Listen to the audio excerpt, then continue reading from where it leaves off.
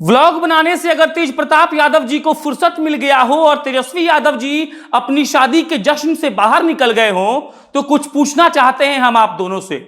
हुजूर, पूछना यह था कि जिस लालू प्रसाद यादव के बेटे होने के चलते आपको बिहार के विपक्ष का नेता होने का गुमान प्राप्त है, उसी लालू प्रसाद यादव ने क्या आपको यह नहीं बताया है कि अगर आपके राज्य के किसी जिले में बॉयलर फट जाए और मजदूरों की जान चली जाए तो उनसे मिलने जाने की रवायत है? क्या उस लालू प्रसाद यादव ने आपको यह नहीं सिखाया है कि अगर मिलने नहीं गए तो कम से कम एक ट्वीट ही कर देते और सरकार पर तंज ही कस के अपना इज्जत बचा लेते? क्या उस लालू प्रसाद यादव ने आपको यह भी नहीं बताया है कि नेता प्रतिपक्ष को अगर मुख्यमंत्री बनना होता है तो वो दिन रात अपने गृह राज्य के किसी जिले में लोगों के बीच बैठा हुआ रहता है और उनका दुखड़ा सुनता हुआ रहता है? हर बात पर हम जीतन राम मांझी को कहते हैं कि उन्होंने ये कहा कि जब जब बिहार को जरूरत पड़ी तो तेजस्वी यादव हनीमून मनाने चले गए। हमने इसका विरोध किया, लेकिन अब लगने लगा है कि जीतन राम मांझी कहीं ना कहीं सच ही बोल रहे थे।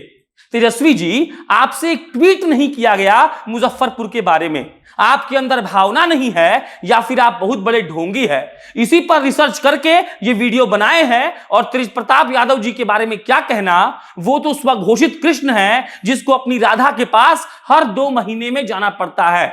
बाकी नमस्कार कर रहे हैं, हमारा नाम प्रशांत राय है और आप जनता जंक्शन देख रहे हैं। पूरा बिहार जब बाढ़ के पानी में डूबा हुआ रहता है तो तेजस्वी यादव कहां विलुप्त हो जाते हैं ये किसी को नहीं पता। मंच पर चढ़कर अपने पिता के काले करतूतों के लिए माफी मांगने से अगर मुख्यमंत्री बना जाता तो हुजूर कई लौंडे लपाटे आज तक मुख्यमंत्री बन गए होते। उसके लिए चाहिए होता है जनता से प्यार, जो वक्त वक्त पर आप दोनों भाइयों ने साबित किया है कि आपके दिल में नहीं है।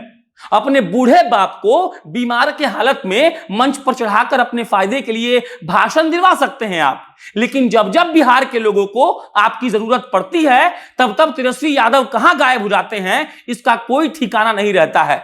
आपने शादी की, बहुत बढ़िया, हमने कोई टिप्पणी नहीं की। जात वाला बेजात वाला क्या है, कुछ नहीं, बहुतों ने बहुत कुछ कहा, लेकिन आज जब बिहार को जरूरत है आपके साथ की तब आप कहां गायब हैं सर?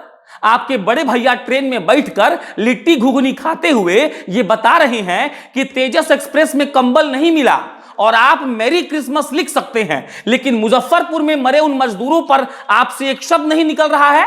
या फिर हम लोग ये समझ लें कि आपका ट्विटर चलाने वाला लड़का छुट्टी पर था और हो सकता है कि आपको लिखने आता ही नहीं हो।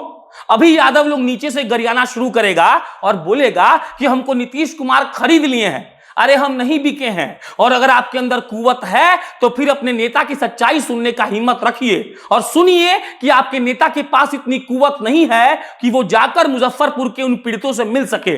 नीतीश जी ने तो बिहार का बंटाधार किया ही हुआ है, लेकिन आप लोगों ने कौन सा बिहार को आबाद कर दिया है हुजूर?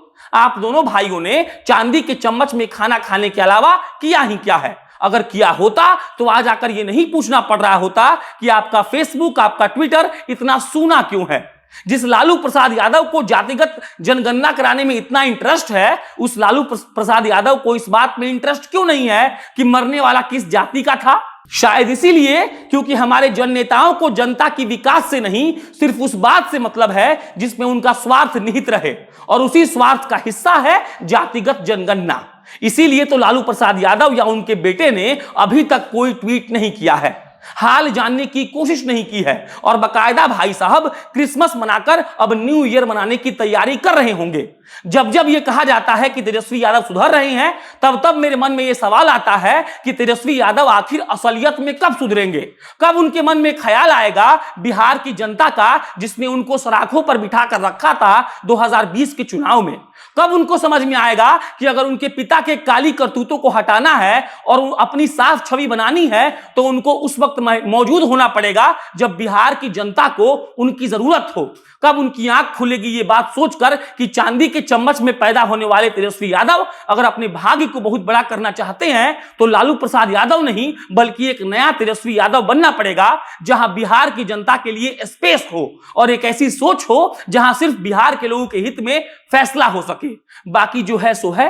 अंत में हमको सिर्फ इतना कहना है कि सिर्फ मुख्यमंत्री का ख्वाब देखने से हर कोई मुख्यमंत्री बन जाता तो हमारे पिताजी कब के बन गए होते।